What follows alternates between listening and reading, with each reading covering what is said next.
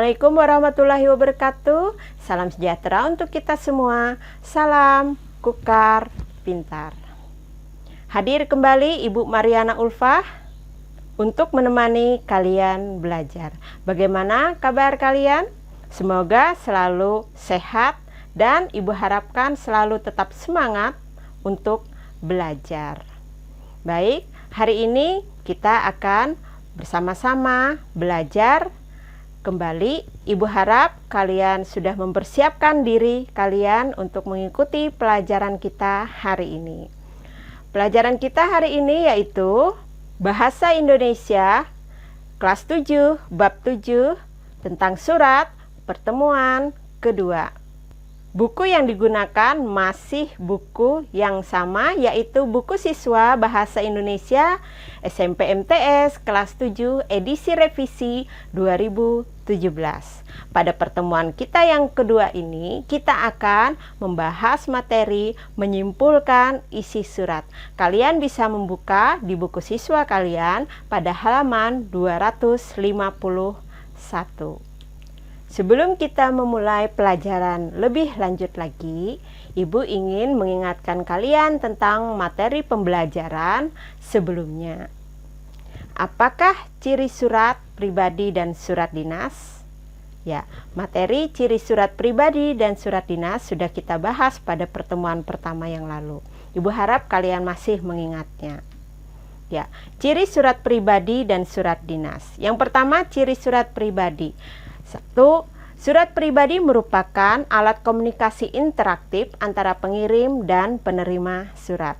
Kedua, memiliki unsur tanggal, alamat, pembuka, pendahuluan, isi, penutup, nama, dan tanda tangan pengirim surat.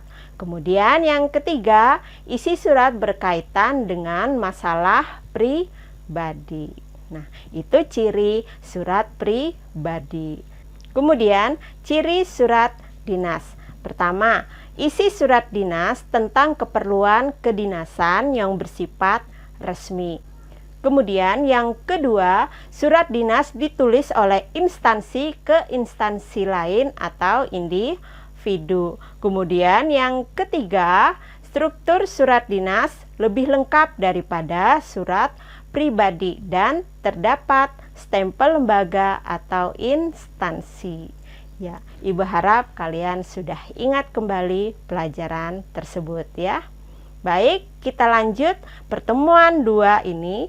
Kita akan membahas tentang menyimpulkan isi surat.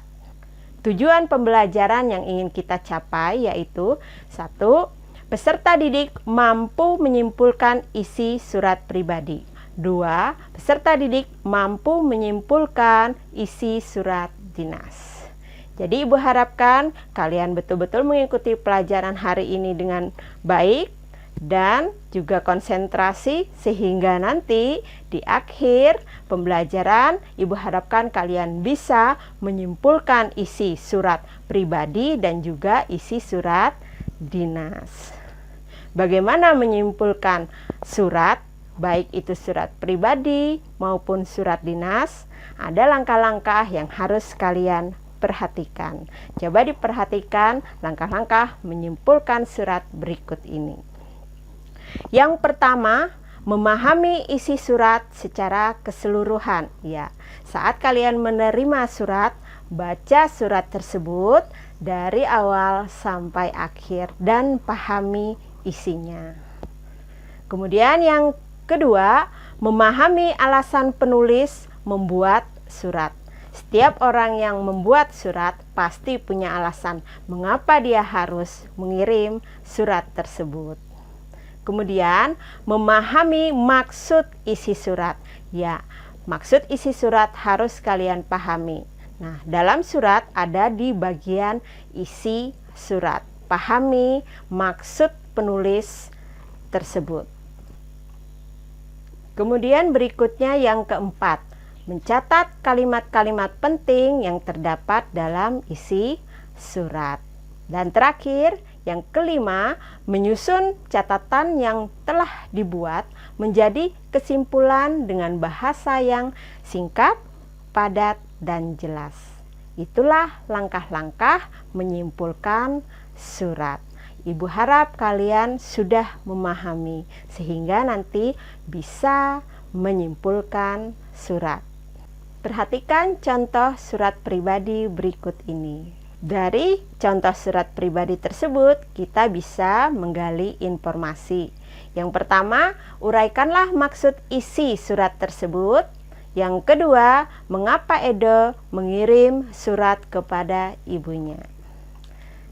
Setelah kita cermati contoh surat tersebut, sehingga kita menemukan informasi-informasi yang diinginkan. Yang pertama, maksud isi surat pribadi tersebut adalah Edo memberikan kabar tentang keadaan dirinya yang baik-baik saja selama mengikuti Jambore UKS yang pelaksanaannya ditambah selama 3 hari, serta mengungkapkan perasaan rindunya kepada kedua orang tuanya. Kemudian yang kedua, alasan Edo mengirim surat kepada ibunya karena perasaan rindunya dan juga memberitahukan jika Jambore UKS diperpanjang.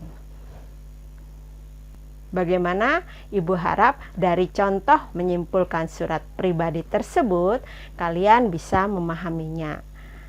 Menyimpulkan surat dinas tidak jauh berbeda dengan menyimpulkan surat pribadi. Jika sudah paham, kita akan lanjut ke LKPD 7.2a. Perhatikan dua surat pribadi berikut. Ada surat pribadi 1, kemudian surat pribadi 2. Kedua surat tersebut bisa kalian lihat di buku siswa pada halaman 251 sampai 252. Kemudian kalian diminta untuk yang pertama, uraikanlah maksud isi surat 1 dan surat 2. Yang kedua, mengapa Viola mengirim surat kepada Oji? Dan yang ketiga, mengapa dia mengirim surat? Kalian bisa menemukan informasi-informasi dari kedua surat pribadi tersebut untuk mengerjakan LKPD 7.2a. Lanjut ke LKPD 7.2b. Perhatikan dua surat dinas berikut. Ada surat dinas 1 dan ada surat dinas 2. Kedua surat dinas ini pun bisa kalian lihat pada buku siswa di halaman 252 sampai 253. Kemudian kalian diminta yang pertama, uraikanlah maksud isi surat dinas tersebut, baik surat dinas 1 maupun surat dinas 2. Dan yang kedua, mengapa Kepala SMP Negeri 43 Makassar merasa perlu menulis surat kepada pimpinan Museum Hasanuddin? Dan yang ketiga, mengapa surat permohonan izin tersebut berbentuk surat dinas dan bukan surat pribadi? Kalian bisa menggali informasi-informasi melalui kedua surat dinas tersebut untuk mengerjakan LKPD 7.2b. Ibu harap kalian paham untuk tugasnya. Dan tugas terakhir kalian adalah membuat mind mapping.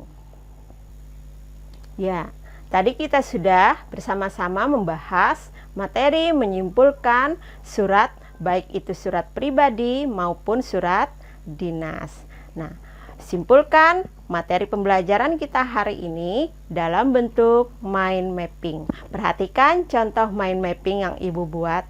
Kalian bisa berkreasi dengan imajinasi kalian, membuat mind mapping dengan bentuk-bentuk yang lain. Ibu rasa cukup di sini dulu materi pembahasan menyimpulkan isi surat di pertemuan 2 kita hari ini. Kita akan bertemu kembali pada pertemuan ketiga yang akan membahas struktur surat. Terima kasih atas perhatiannya. Selalu jaga kesehatan dan selalu semangat untuk belajar. Ibu ucapkan terima kasih atas perhatian kalian. Assalamualaikum warahmatullahi wabarakatuh. Salam sejahtera untuk kita semua. Salam Kukar Pintar.